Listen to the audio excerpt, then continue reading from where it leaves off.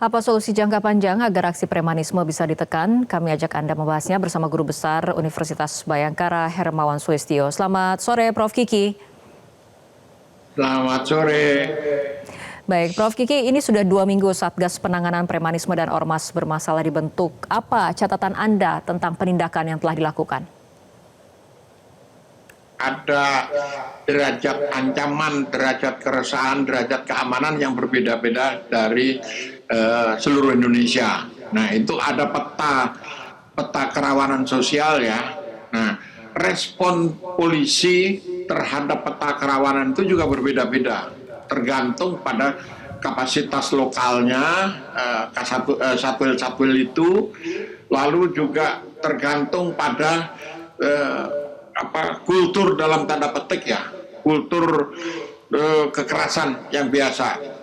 Contoh, saya kasih contoh nih, penggunaan instrumen kekerasan, senjata bagi orang-orang atau apalagi preman-preman di kawasan Lampung, kawasan sebagian Sumatera itu terbiasa bukan hanya menggunakan parang, pedang, tapi juga dengan senjata api yang kebanyakan rakitan. Tapi kalau kita lihat dari berbagai laporan penangkapan segala macam, ada kecenderungan baru penggunaan senjata organik atau non organik yang pabrikan.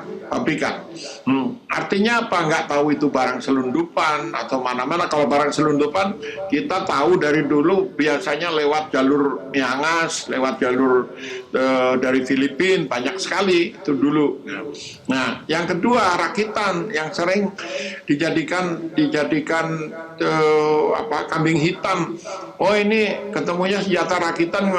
Tapi kalau kita lihat banyak produk lokal, industri rumahan di Cipacing, di berbagai tempat lain ditutup atau diperbaiki atau dibina oleh polisinya gitu. Nah, derajatnya itu berbeda-beda. Kalau derajatnya berbeda-beda, maka respon polisinya juga berbeda-beda dan efektivitas dari pemberantasan premanismenya ini berbeda-beda. Nah, kadang ini sedang ada tayangan tentang senjata. Senjata seperti ini umumnya atau disebut senjata rakitan ya. Senjata rakitan itu home industry, sebetulnya home industry, tapi canggih-canggih. Kalau ketangkep itu juga kayak senjata pabrikan gitu. Oke, baik. Prof. Kiki, akhirnya derajat keamanan setiap daerah berbeda-beda, respon polisi juga kemudian harus berbeda. Nah, Prof. Kiki, pemberantasan aksi premanisme ini kan juga ada kaitannya dengan mengawal program pemerintah dari segi meningkatkan pertumbuhan ekonomi dan investasi. Menurut Anda, apakah penindakannya sudah menyasar pada level preman yang memang signifikan mengganggu iklim investasi? Belum, jadi belum. Itu baru naik setengah, di level menengah itu baru sekitar separuhnya jalan. Yang ke atas itu sementara tiarap atau pergi dulu jalan-jalan ke luar negeri mungkin setahun kayak gitu.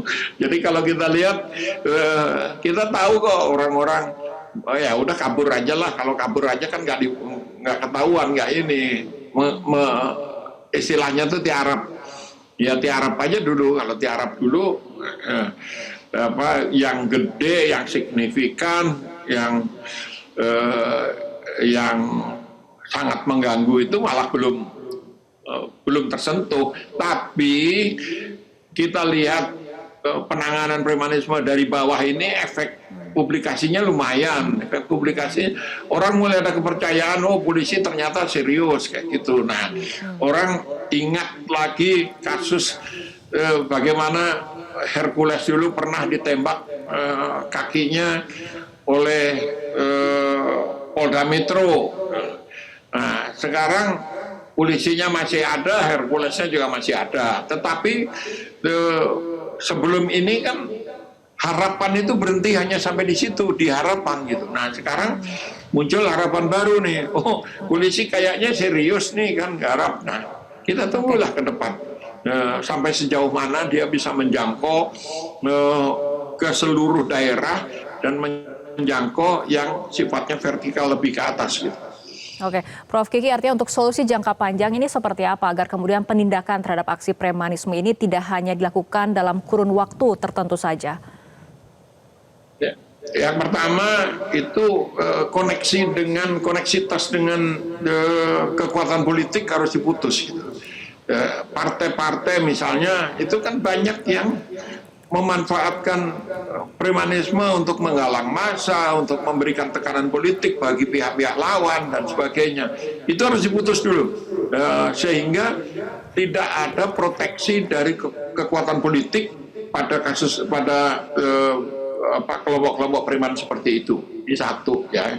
Lalu yang kedua, generasi APH, Asosiasi Penegak Hukum itu yang baru itu relatif lebih berpendidikan. Saya lihat ada kecenderungan kalau dia relatif berpendidikan itu penanganannya lebih profesional dan tidak takut gitu ya.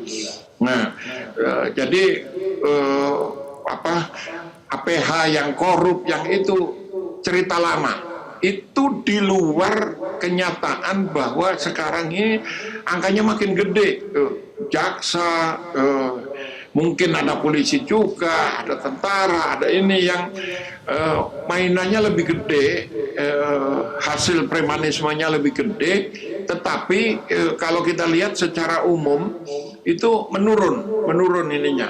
Volumenya membesar, tetapi skala masifnya itu menurun. Nah, kalau kecenderungan ini bisa dipertahankan, artinya ke depan orang lebih percaya lagi, lebih meningkat kepercayaannya pada pemerintah. Oh, ternyata pemerintah serius kayak gitu. Nah, orang akan melihatnya pada ikon-ikon yang muncul, yang menonjol seperti apakah APH itu berani menangani Hercules seperti waktu ada petugas dari Polda Metro nembak kakinya.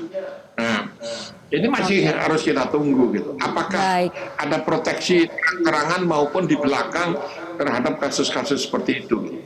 Baik, Prof. Kiki. Terima kasih telah berbincang bersama kami di Metro hari ini untuk sore hari ini. Jelajahi cara baru mendapatkan informasi. Download Metro TV Extend sekarang.